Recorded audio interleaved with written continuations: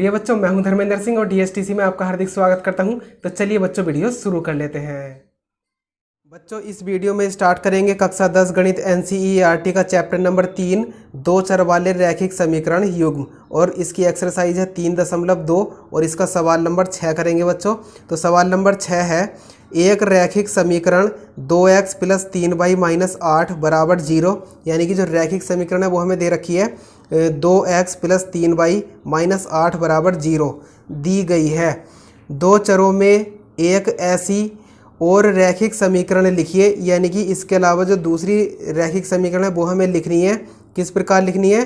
ताकि प्राप्त युग्म का ज्यामितीय निरूपण, जैसा कि पहले खंड में दे रखा है प्रतिच्छेद करती रेखाएं हों, दूसरे खंड में दे रखा है समांतर रेखाएं हों, और तीसरे खंड में दे रखा है समपाती रेखाएं हों। तो इसमें जो है देखिए बच्चों, एक समीकरण तो हमें दे रखी है और दूसरी जो है हमें उदाहरण के तौर पर बतानी है। तो अब ये देखिए कि पहले खंड में ये कंडीशन संतुष्ट होनी चाहिए, दूसरे में ये, और तीसरे में ये वाली कंडीशन संतुष्ट होनी चाहिए। तो चलिए शुरू करते हैं।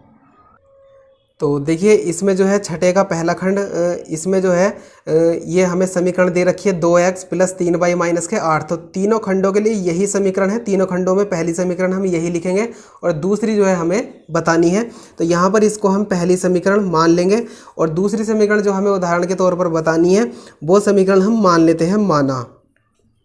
तो अब देखिए ये समीकरण, जो समीकरण हमें बतानी है उसे हम मान लेते हैं और बाद में जो समीकरण हम मानेंगे उन दोनों, यानी कि इसका और उस समीकरण का सत्यापन कर देंगे कि जो समीकरण हमने मानी है वो सही है भी या नहीं।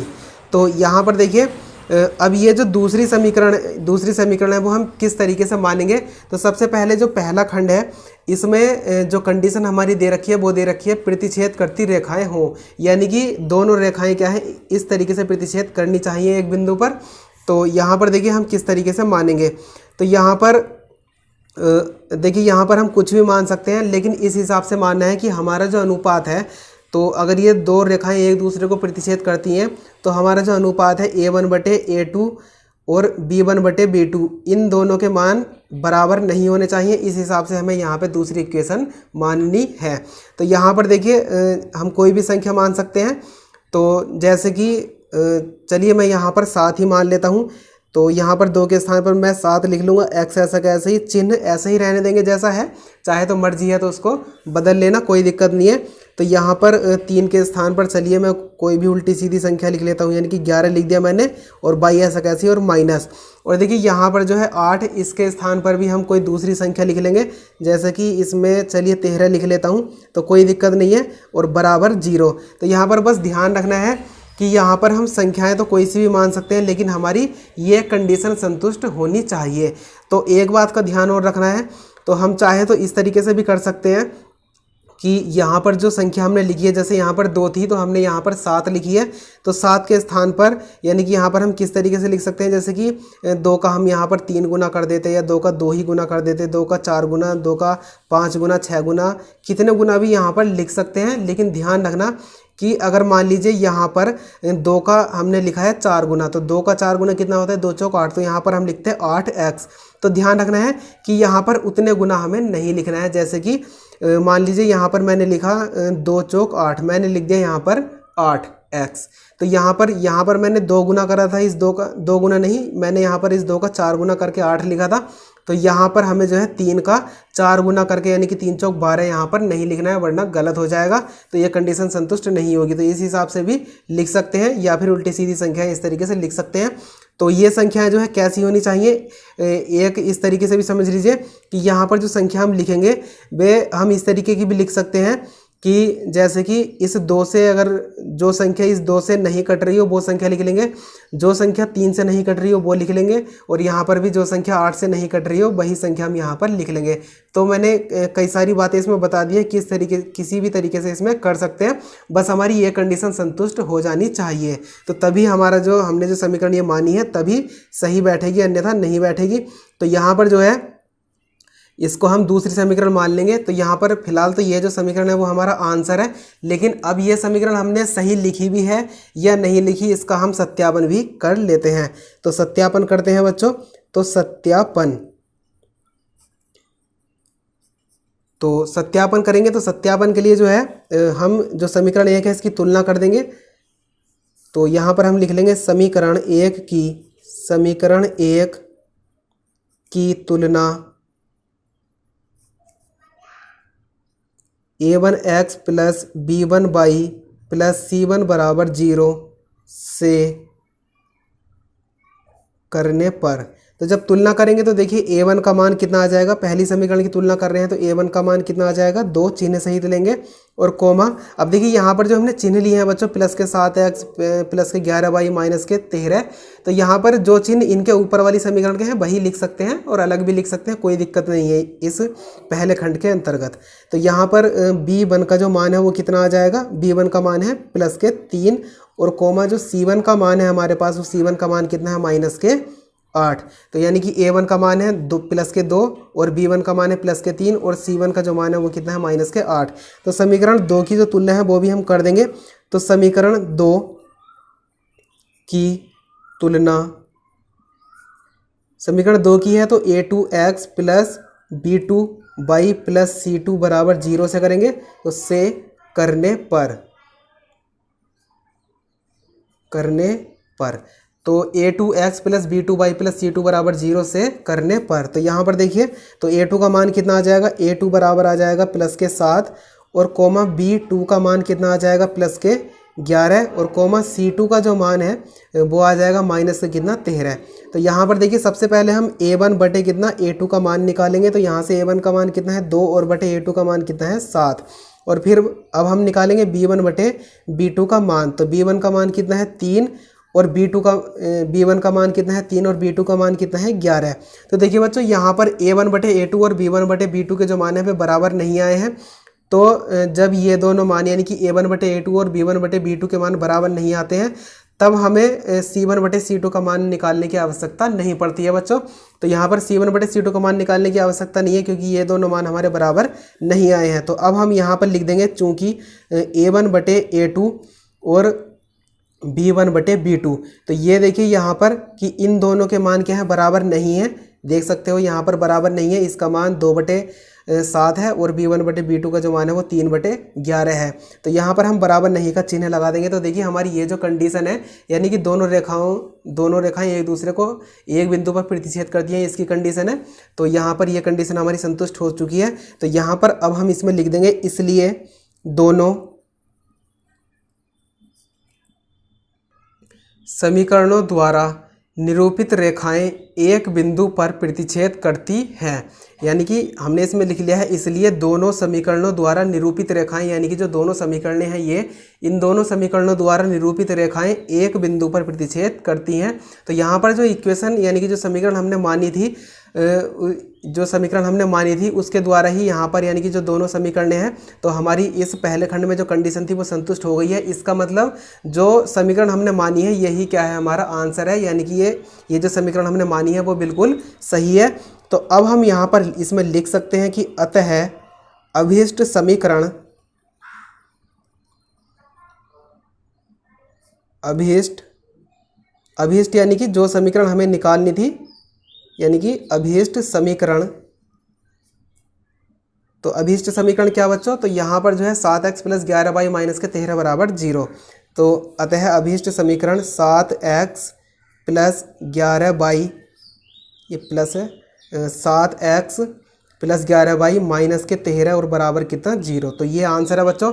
तो यहाँ पर देखिए ये जो समीकरण है ये हमें अपनी तरफ से बतानी थी। तो यहाँ पर ऐसा कुछ नहीं है कि उत्तर माले में अगर कोई दूसरी इक्वेशन दे रखी है तो कोई दिक्कत वाली बात नहीं है। ऐसे तो हज़ारों उदाहरण हैं। तो यहाँ पर जो है उनमें से एक उदाहरण हमारा ये है। तो उत्तर वाले में कोई और समीकरण भी हो सकती है दी हुई, ऐसा कुछ नहीं है कि वही आंसर आनी है ये नहीं आएगी। तो ऐसा कुछ नहीं है, बस हमें ऐसी समीकरण लिखनी है कि हमारी ये जो कंडीशन है संतुष्ट हो जाए पहले खंड में। तो अब चलिए ये जो इसका पहला खंड था ये तो कंप्लीट हो चुका है। तो इसका जो दूसरा खंड है वो स्टार्ट करते हैं। तो इसका सेकंड खंड है।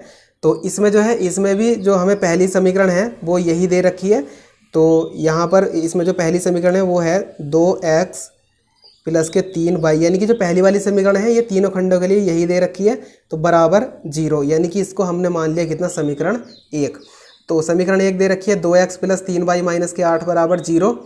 तो ये समीकरण कितनी है, समीकरण 1 हमने मान ली है। तो अब जो इक्वेशन यानी कि जो समीकरण हमें ज्ञात करनी है वो हम मान लेते हैं माना।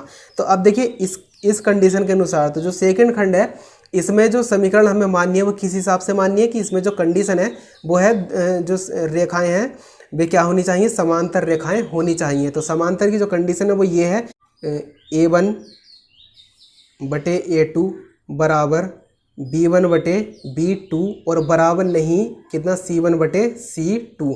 तो यानी कि जो समांतर होने की कंडीशन है वो ये होती है बच्चों कि A1/A2 और B1/B2 का मान बराबर होना चाहिए और C1/C2 का मान जो है इन दोनों के बराबर नहीं होना चाहिए। तो ये कंडीशन है। तो अब देखिए यहाँ पर जो समीकरण है वो हम किस हिसाब से मानेंगे। तो यहाँ पर देखिए जैसे मैंने इसमें समझाया था कि गुना करके, है ना, तो यहाँ पर भी कितने भी गुना कर सकते हैं, चाहे 1 गुना कर दीजिए चाहे 2 गुना कर दीजिए, कितने भी गुना कर सकते हैं, लेकिन किस किस पद का करेंगे वो बता देता हूँ। तो यहाँ पर पिछले वाले में क्या था कि हम किसी एक पद का कितने भी गुना कर देंगे लेकिन फिर उतने गुना हम दूसरे वाले पद का नहीं करेंगे। तो यहाँ पर क्या है कि जितने गुना हम पहले पद का करेंगे उतना ही गुना हम दूसरे पद का भी करेंगे और तीसरे पद का हम उतने गुना नहीं करेंगे। तो यहाँ पर क्या है कि चिन्ह वही रहने देंगे जो इसमें है, कोई दिक्कत नहीं है। तो यहाँ पर जो है जैसे कि ये 2 है तो 2 का मान लीजिए हम 4 गुना ही कर देते हैं। तो 2 का 4 गुना कितना हो जाएगा, 2 चौक 8 x और प्लस। अब देखिए यहाँ पर हमने 2 का 4 गुना करा था तो यहाँ पर भी 4 गुना ही करेंगे। तो 3 का 4 गुना कितना हो जाएगा, 3 चौक 12 22। और यहाँ पर चिन्ह ऐसा का ऐसे ही लिख देंगे हम, चाहे क्या है यहाँ पर जो चिन्ह दूसरा भी लगा सकते हैं, लेकिन इस कंडीशन में जरा थोड़ा सा ध्यान रखना है कि जो चिन्ह ऊपर हो वही मान लेंगे, नीचे भी कोई दिक्कत नहीं है। तो यहाँ पर जो है चिन्हों का ध्यान रखना है, बस जो चिन्ह ऊपर वाली समीकरण में है वही मान लेना। तो जो हमारी कंडीशन है बिल्कुल सही हो जाएगी और जो समीकरण हम मानेंगे वो बिल्कुल सही रहेगी। तो यहाँ पर जो है देखिए अब जैसे यहाँ पर हमने क्या लिखा था, 2 का 4 गुना 8 लिखा था, 2 चौक 8। यहाँ पर भी 3 का जो 4 गुना था 3 चौक 12 तो 4 गुना लिखा था। तो यहाँ पर 4 ये जो 8 है 8 का जो हम 4 गुना करेंगे तो कितना हो जाएगा, 8 चौक 32। तो यहाँ पर देखिए चिन्ह तो हमने लगा दिया है तो 32 हम नहीं लिखेंगे, इसके अलावा कोई सी भी संख्या लिख दीजिए क्योंकि यहाँ पर 4 गुना करा है, यहाँ पर भी 4 गुना करा है तो यहाँ पर 4 गुना नहीं करेंगे।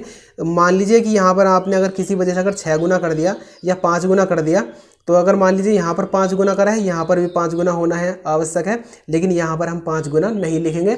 तो यहाँ पर हमने 4 गुना लिखा है, यहाँ पर भी 4 गुना लिखा है तो यहाँ पर 4 गुना यानी कि 32 हम नहीं लिखेंगे। तो 32 को छोड़ के कोई भी संख्या लिख सकते हैं। तो चलिए मैं 31 लिख देता हूँ। तो बराबर कितना है ये 0 0, बराबर में तो 0 ही लिख देना है और इस समीकरण को मान लेंगे हम 2। तो चलिए देखिए बच्चों यहाँ पर हमने इक्वेशन तो मान लिया है वो सही भी है, लेकिन इसका हम सत्यापन भी करेंगे। तो सत्यापन कर लेते हैं। तो सत्यापन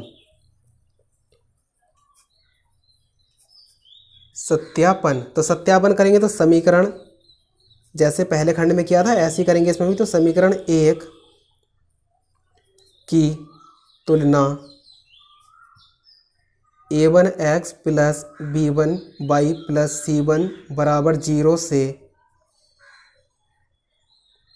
करने पर, तो a1x plus b1y plus c1 बराबर 0 से करने पर तो करेंगे तुलना तो कितना आ जाएगा, ये a1 है तो a1 का मान कितना आ जाएगा, यहाँ से a1 बराबर कितना 2 और कोमा b1 तो b1 का मान कितना आ जाएगा प्लस के 3 और कोमा c1 तो c1 का मान कितना आ जाएगा माइनस के 8।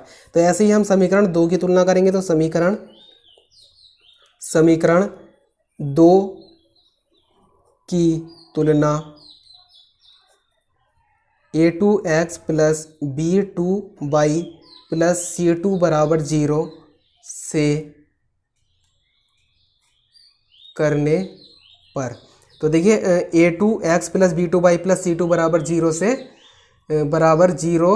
से करने पर, तो जब इससे हम तुलना करेंगे तो ये कितना आ जाएगा a2 का मान, तो a2 का मान आ जाएगा दूसरी समीकरण से कितना 8 प्लस के, और b2 का मान कितना आ जाएगा प्लस के 12 और कोमा c2 का मान कितना आ जाएगा, c2 का जो मान है c2 का मान आ जाएगा माइनस के 31।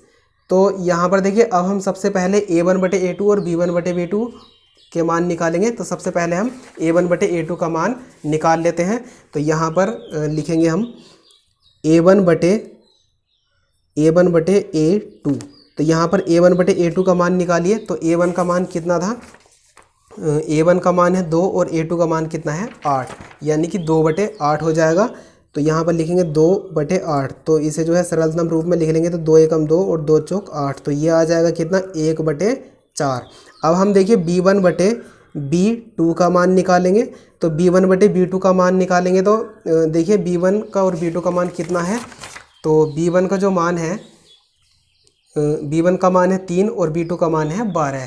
तो यहाँ पर 3 बटे कितना हो जाएगा 12 हो जाएगा। तो 3 और बटे कितना 12। तो यहाँ पर 3 एकम 3 और 3 चौक 12। तो ये इसका जो मान है ये भी कितना आ जाएगा 1/4 आ जाएगा। तो देखिए यहाँ पर जो है अब हम C1/C2 का मान भी निकालेंगे। तो C1/C2 का मान कितना आएगा B1/B2 का जो मान है वो कितना है 1/4। 3 एकम 3 और 3 चौक 3 एकम 3 और 3 चौक 12 सही है। तो C1/C2 का जो मान है इसके लिए हमें C1 का और C2 का मान पता होना चाहिए। तो C1 का मान है -8 और C2 का मान है -31।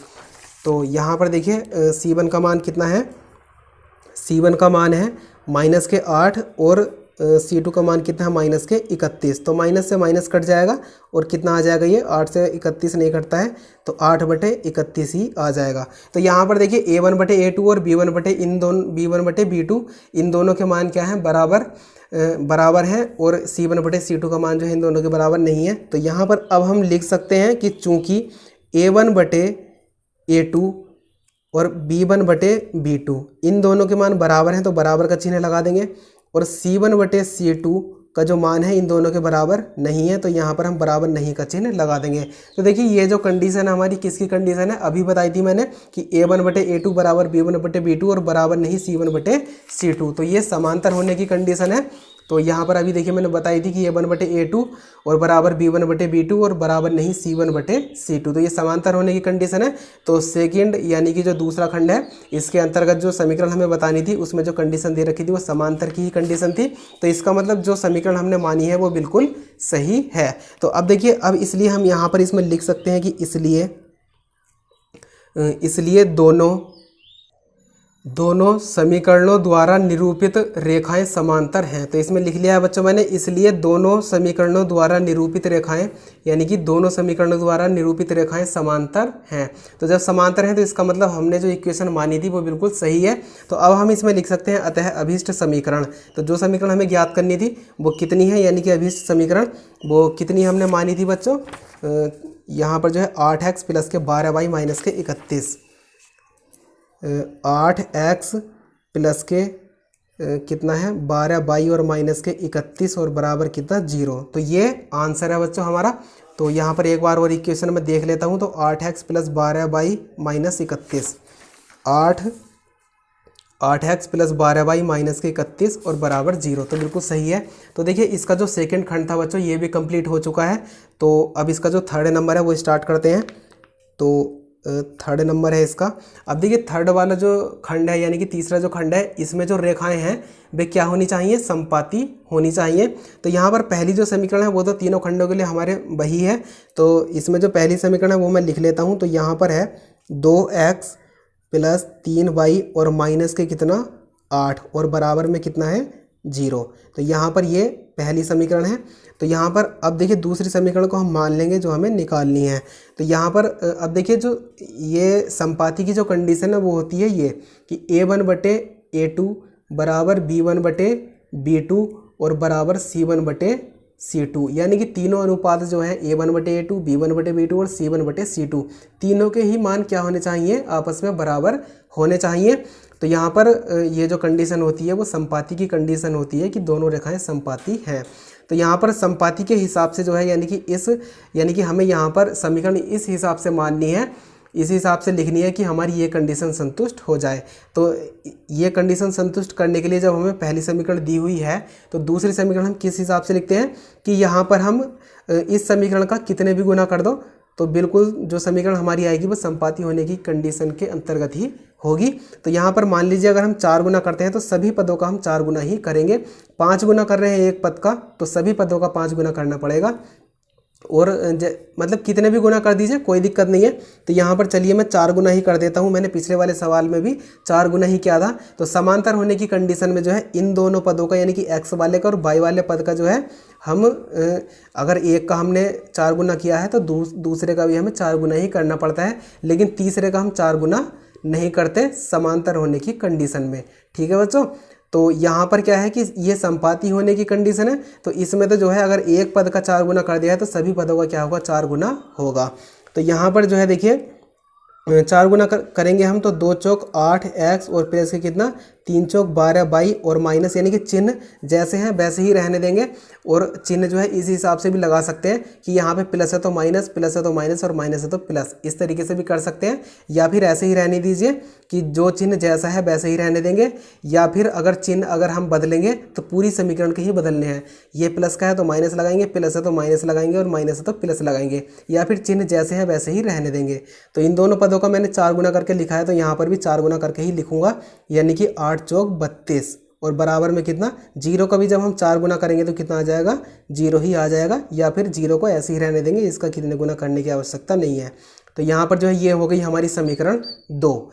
तो यहाँ पर देखिए जो समीकरण हमने मानी है वो मुझे पता है कि वो वैसे तो बिल्कुल सही है क्योंकि हमने बिल्कुल हिसाब से ही मानी है, लेकिन फिर भी हमें जो है इसका सत्यापन करना आवश्यक है। तो इसका सत्यापन करते हैं बच्चों हम, सत्यापन। तो सत्यापन करेंगे तो इसमें जो है समीकरण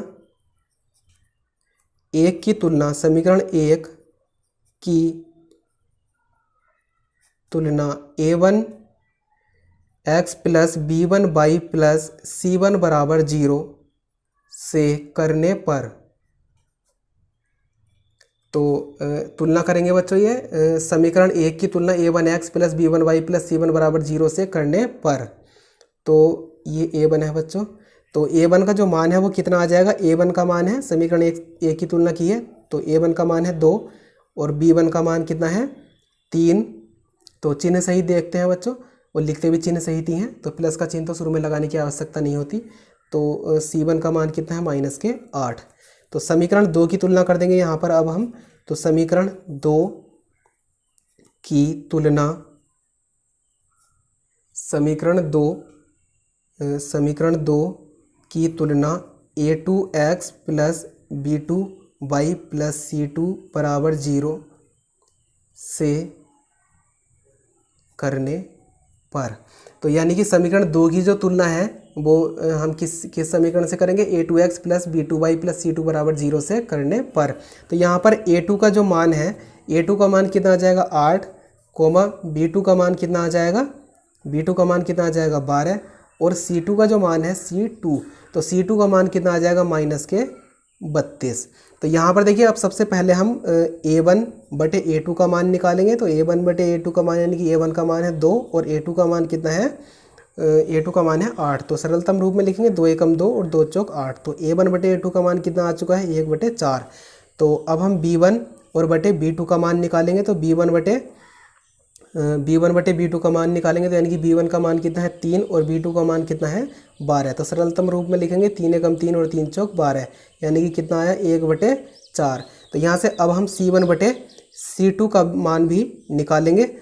तो c1 बटे c2, यानी कि c1 का मान कितना है माइनस के 8 और c2 का मान कितना है माइनस के 32। तो यहाँ से माइनस कट जाएगा, सरलतम रूप में इसको लिखेंगे तो माइनस से माइनस कट जाएगा, और ये 8 एकम 8 और 8 चौक 32। तो ये कितना आ जाएगा 1 बटे 4। तो देखिए बच्चों तीनों ही मान क्या हैं, जो तीनों अनुपात हैं a1 बटे a2 और b1 बटे b2 और c1 बटे c2, तीनों के मान क्या हैं बराबर आए हैं। तो अब हम इसमें लिख देंगे कि चूँकि a1 बटे a2 बराबर b1 बटे b2 बराबर c1 बटे c2। तो देखिए बच्चों इनके जो है तीनों के मान बराबर थे, तो इसलिए हमने ये लिख लिया कि चूंकि a1 बटे a2 बराबर b1 बटे b2 और बराबर c1 बटे c2। तो देखिए बच्चों ये जो कंडीशन है किसकी कंडीशन है, ये संपाती होने की कंडीशन है। तो इसका मतलब जो हमने इक्वेशन मानी थी वो बिल्कुल सही है। तो अब हम इसमें लिख सकते हैं कि इसलिए दोनों समीकरणों द्वारा निरूपित रेखाएं संपाती हैं। तो इसमें लिख लिया है बच्चों मैंने कि इसलिए दोनों समीकरणों द्वारा निरूपित रेखाएं संपाती हैं। तो यहाँ पर संपाती की ही कंडीशन थी इसके तीसरे खंड में, तो ये बिल्कुल जो समीकरण हमने मानी है वो बिल्कुल सही है। तो अब हम इसमें लिख सकते हैं अतः अभीष्ट समीकरण यानी कि जो समीकरण हमें ज्ञात करनी थी। तो अतः अभीष्ट अतः अभीष्ट समीकरण, तो कितनी है समीकरण बच्चों? तो समीकरण हमने यहाँ पर जो लिखी थी वो कितनी थी? 8x प्लस 12y और माइनस 32 बराबर कितना? 0, यानी कि 8x प्लस 12y माइनस 32 बराबर 0। तो इसमें जो है देखिए बच्चों, जो समीकरण हमें निकालनी थी वो आ चुकी है, यानी कि अब देखिए इसकी जो कंडीशन थी ये भी बिल्कुल संतुष्ट हो गई थी। इसका मतलब जो समीकरण हमने मानी थी वो बिल्कुल सही है। तो इसका जो थर्ड नंबर है बच्चों ये भी कंप्लीट हो चुका है। तो चलिए बच्चों, इस वीडियो में इतना ही, और इसका जो अगला प्रश्न है प्रश्न नंबर 7 वो करेंगे हम अगली वीडियो में।